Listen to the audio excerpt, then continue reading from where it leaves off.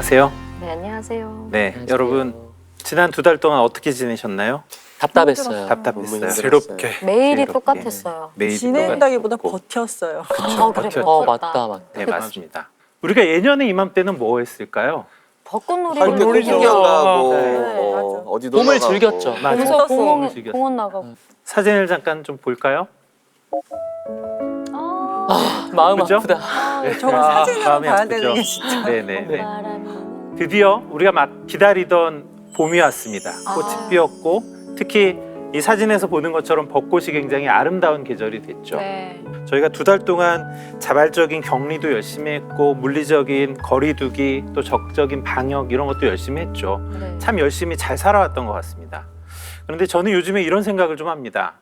우리가 과연 언제까지 계속 유지해 갈 수 있을까요? 제일 궁금해요. 제일 궁금해요. 언제 끝날까? 끝나? 언제 언제 끝나요? 끝날까? 언제 끝나? 맞습니다. 마음 같아서는 당장 내일 끝났으면 좋겠는데. 네. 그런데 아마도 이 코로나19는 절대로 쉽게 우리 곁을 떠나지 않을 것 같습니다. 아, 그래요? 아, 코로나19. 집착.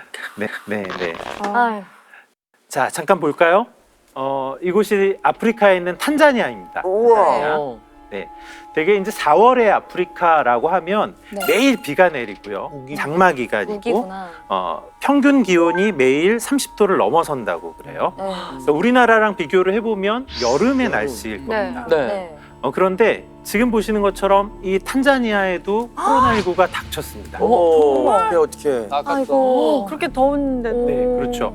이곳에서도 코로나19 확진자가 10명이 넘게 생겼고 격리된 분이 100분이 넘게 생겼다 그래요.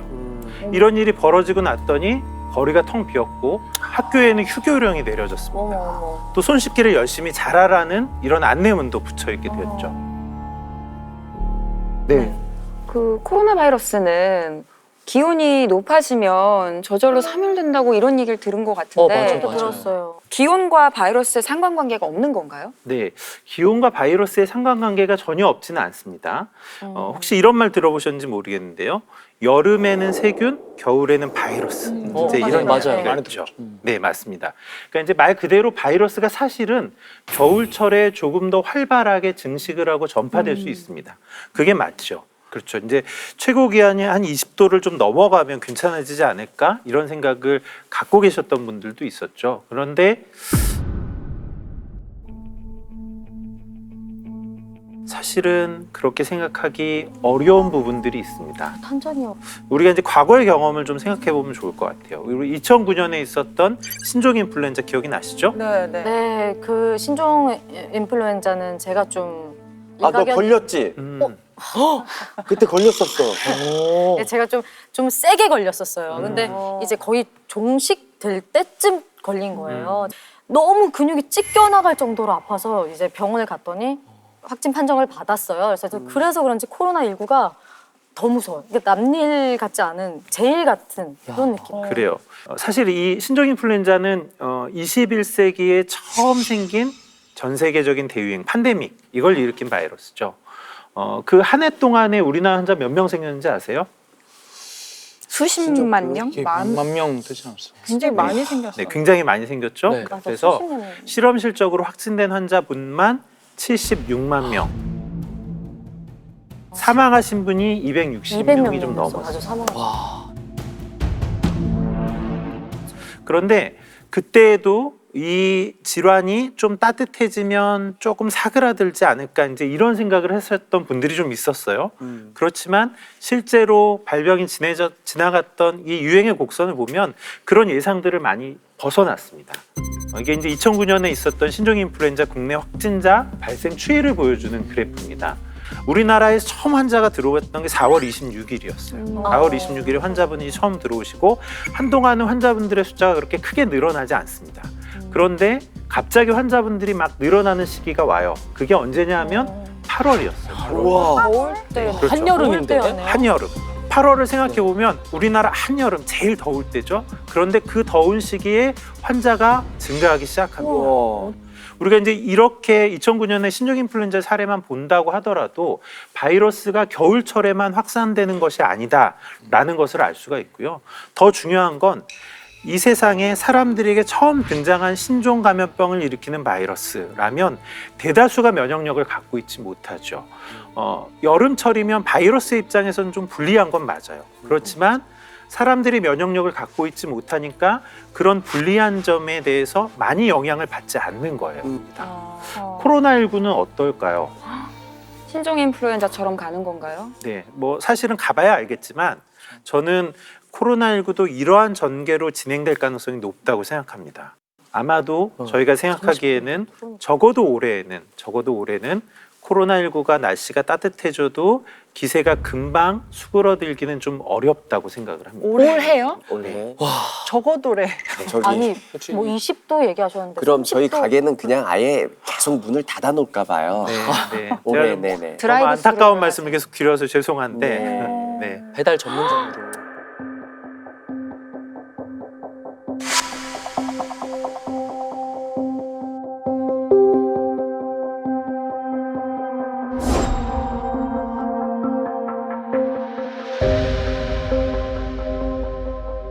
지금 코로나19가 확산되고 있는 세계 지도를 한번 볼까요? 네, 세계 지도를 보시면 이 코로나19의 확산이 겠다 지금 한 국가 한 지역에 머물러 있지 않습니다. 미국과 유럽, 지금 우리가 뉴스에서도 많이 듣고 있지만 아프리카, 호주, 남미 이런 이제 남반구에 있는 곳까지도 퍼지고 있죠. 북반구가 온대 지방으로 온대 따뜻한 시기로 넘어가게 되면 그래서 조금 진정 국면으로 가게 되면 사실 남반구에서는 다시 겨울철이 되고 바이러스가 더 증식하기 좋은 상황이 되는 계속 순환하는 이런 도돌이표와 같은 상황이 올 수도 있다는 겁니다.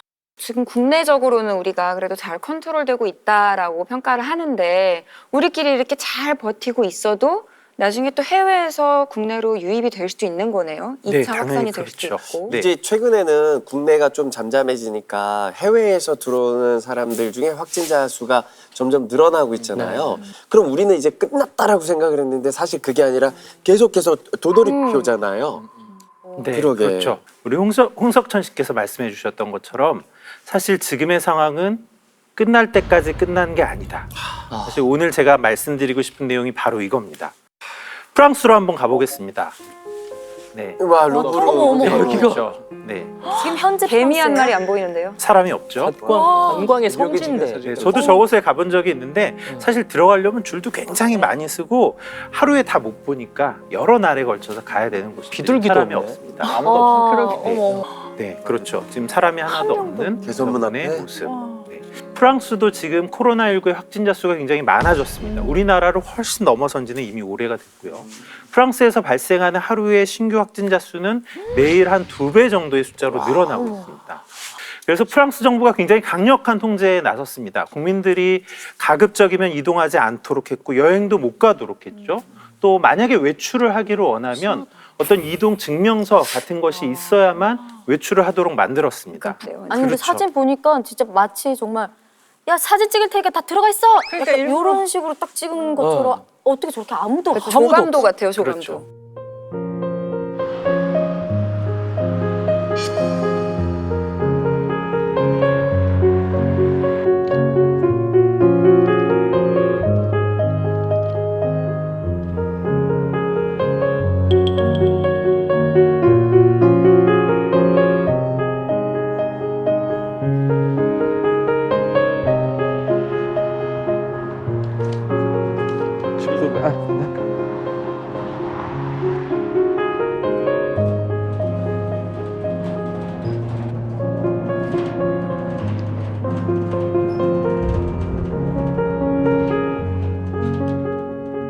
우리가 이런 상황이라고 하면 아까도 말씀해 주셨던 것처럼 마치 전쟁과도 같은 이제 그런 상황일 겁니다. 네.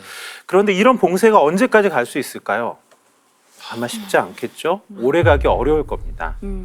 제가 오늘 아침에 본 사진인데 유럽의 어느 국가예요. 그래서 다 통행 금지를 내려서 사람들을 다니지를 못하니까 어떤 개 한 마리가 지나가는데 스탠다드 푸들처럼 생겼어요. 되게 네, 커요. 네. 강아지구나 하고 지나가는데 확대를 해서 보면 사람이 이렇게 내서 분장해서. 쓴 거예요? 사람이 외출을 너무 하고 싶어 강아지 살을 쓴 거라고요? 하얗게 이걸 어머. 복슬복슬한 걸 네네. 덮어쓰고 나왔는데 푸들처럼 거리를 헐보하고 있는 사진이 네, 찍혔더라고요. 그렇죠. 우리도 굉장히 답답한데 네. 조금 더 자유로운 문화에 있었던 분들은 훨씬 더 답답하고 힘들겠죠. 네. 그러니까 햇살이냐 코로나냐 이건데 그렇죠. 유럽 사람들은 딜레마예요. 진짜 우리나라도 이제 4월 5일이라는 그 날짜가 있으니까 그래 그때까지만 집에 있자 버티자 하는 게 좀 통하는데 이 4월 5일이 조금 더 연기가 된다면 그때는 나 못 찾겠다 하는 사람들이 많이 나올 것 같아요. 네. 그렇죠. 괜찮을까 걱정이죠. 네. 우리랑 조금 더 가까운 나라를 한번 살펴보겠습니다. 안 돼. 일본. 아, 살펴보고 싶지 않아요. 네. 너무 위험해. 일본은 진짜 한번 알아야 되겠죠. 일본의 상황을 보면요, 사실은 이 코로나19가 유럽하고 미국에서 이렇게 많이 퍼져 있고 있는 동안에도 인구가 한 1억 명 정도가 되는데 네. 상대적으로 환자의 숫자가 많지 않았어요. 굉장히 좀 평온했죠. 그런데 반전이 있었습니다. 도쿄올림픽이 연기가 됐죠. 연기가 됐고 났더니 갑자기 환자의 숫자가 막 올라가기 시작합니다. 지금은 도쿄의 코로나19 환자 숫자가 매일매일 기록을 경신해 가고 있고요. 네. 또 정부에서 도쿄를 봉쇄한다 이제 이런 이야기가 나오면서 수도 봉쇄. 도쿄 시장이 그렇죠. 막 반발을 하거나 이런 이야기까지 있었죠. 그래서 사실 일본이 지금은 굉장히 불안, 공포 이런 게 쌓여 있는 상태입니다. 근데 이걸 어떻게 이제까지 이걸 막았죠? 그러니까 새어 나가지 않게 검사를 확진자 안 했지. 수. 검사를 안 했지. 아, 검사를 좀 안 시시한 했다고 알고 있어요. 근데 어떻게 하루 아침에 이렇게 다 쏟아져 나오는지 저희가 뭐 신기해. 다른 나라의 이야기 함부로 말할 수는 없지만 네. 저희가 생각하기에는 말씀해 주셨던 것처럼 검사가 많이 되지 못했었다. 실제로 환자가 있었는데 그 환자들이 인지되지 못했을 가능성이 있다. 그러면 수면 아래에서 늘어나는 환자분들이 어느 순간 인지되기 시작하면 그때부터는 굉장히 폭발적으로 증가할 것이다.